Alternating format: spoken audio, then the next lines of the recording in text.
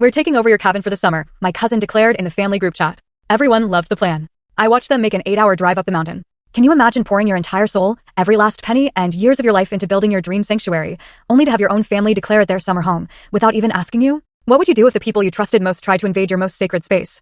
3 years ago, my world felt like it had shattered. My grandfather, Harold Anderson, passed away, and it left a gaping hole in my life. He wasn't just a grandpa, he was my mentor, my confidant, the one person in my family who genuinely understood me. While my parents were always caught up in their busy careers and social lives, Grandpa Harold taught me about self-reliance, how to solve problems creatively, and the quiet joy of being alone. I was still reeling from the funeral when the lawyer called. Sitting in his office, still numb, I heard him explain that Grandpa had left me, his middle granddaughter, his mountain cabin. Not to my parents, not to his other kids, just to me. This cabin, nestled on 3 acres in the Blue Ridge Mountains, about 3 hours from my apartment in Charlotte, was my childhood safe haven. The lawyer explained Grandpa's exact words. He wanted Christine to have the cabin because, and I quote, "Christine is the only one who will appreciate it for what it is, not what it could be worth." Those words hit me deep. They meant everything. As a freelance graphic designer, I work remotely, so the flexibility to use the cabin was huge. But more importantly, I got what Grandpa meant. That cabin wasn't just property, it was freedom, a space for creativity and pure peace. It wasn't a real estate opportunity or some cash cow for vacation rentals. Growing up, whenever family tensions flared or I needed a break from my parents' expectations,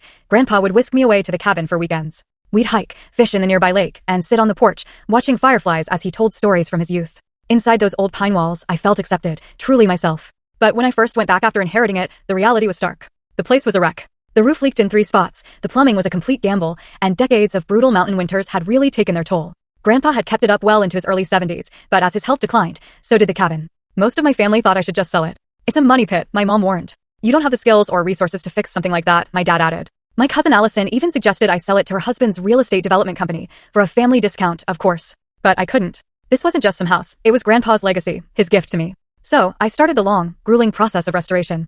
I poured nearly all my savings into the big repairs, hiring pros for the electrical and structural stuff. For everything else, I taught myself.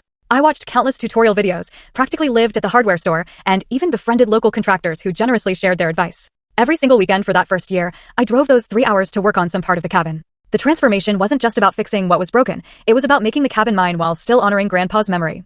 I kept his hand-carved bookshelf, but refreshed its finished dot, and then don't miss the end, watch full story, its link attached below.